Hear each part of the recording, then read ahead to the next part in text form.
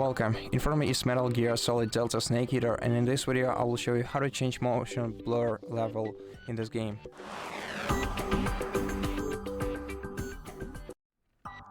So, to change the motion blur, you have to open the options menu, and you can do that either by starting the game and selecting options, or just by pressing escape and selecting options from in-game menu.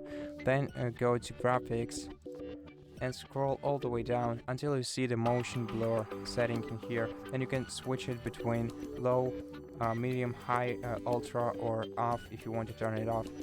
And to apply settings, just press the right key of your mouse or escape button, and the changes will be applied once you leave this menu. And that's how you do it. So thank you so much for watching this video. If you liked it, consider subscribing to our channel, leave us a like and a comment below, and I'll see you in the next one.